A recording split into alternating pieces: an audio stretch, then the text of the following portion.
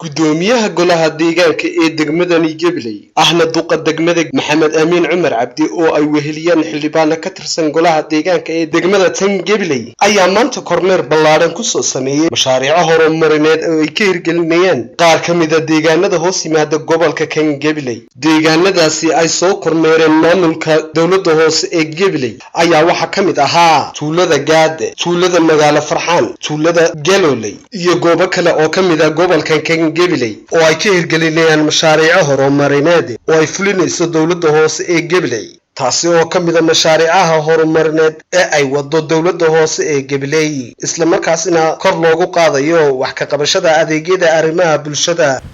waxaanu ku guda jirnaa kormeer aanu ku soo marinay mashaariico la xiriira adeegyada bulshada oo ka mid ah mashaariicii golaha deegaanku ay ugu tala galeen inay bulshada u qabsoomaan sanadkan aynu ku jirno 2016 ku soo marnay tuulada Gaad oo iskuul hoose dhexe ka hirgelinay waxaanu hadda joognaa magaalo Farxaan oo iyaduna iskuul hoose dhexe aanu ka hirgelinayno dhismihiisa socdo waxaanu ku soo khatimi doonaa Galoley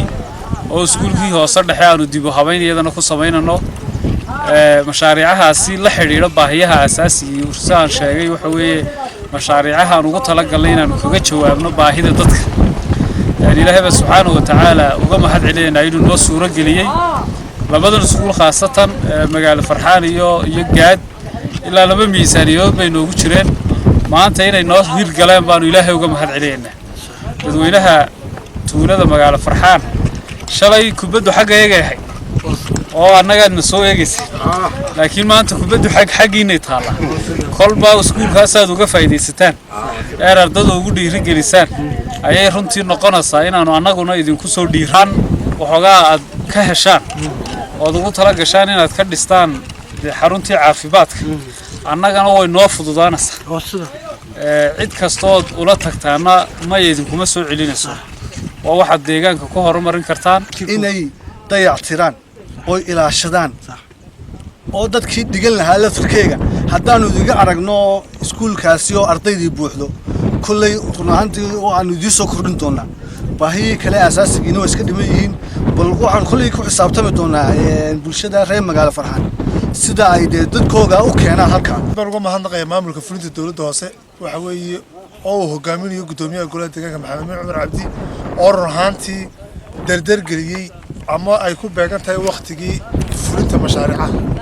أنا قلنا طالنا إحنا ما ندي أقول لك جارهان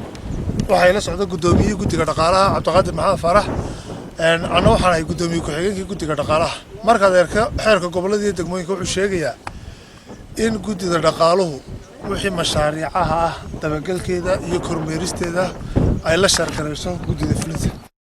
waxaana mashaariicahaasi si ballaaran u soo dhaweeyay dadka deegaanadaasi iyaga oo sheegay in maamulkani uu yahay maamulkii ugu horeeyay ee waxqabadkani ay ka arkaan iyagoo kula dardaarmay in ay halkaasi ka sii wadaan isla markaasina aanay ka noqon waxaana xuseen inay garab taagan yihiin isla markaasina ay dadaal u gali doonaan wax kasta oo ah sidii loo horumarin lahaa deegaanadaasi waxaana hadalladoodii ka mid ahaa maalka waxaan ugu mahad celinaa sidaa dhibta annagoo iska quusanay sidaa dhibta yar ee mahad leh nagu dhisay horta boqolkiiba boqol buu ku maasan yahay anaan weli maayar kale anaan oran cisho qurana oo hoos degan oran shacayb waan u tagay kii ka horeeyay waan u tagay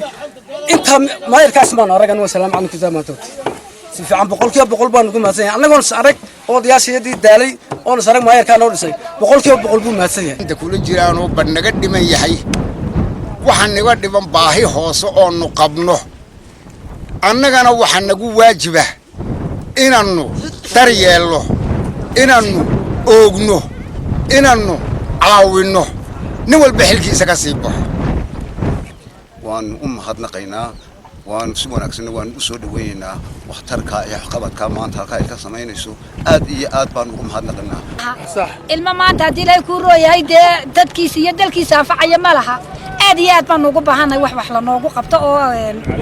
hagaag la waa Maxamed Xasan Sheekh Maxamed Juba gobolka kan Gabiley.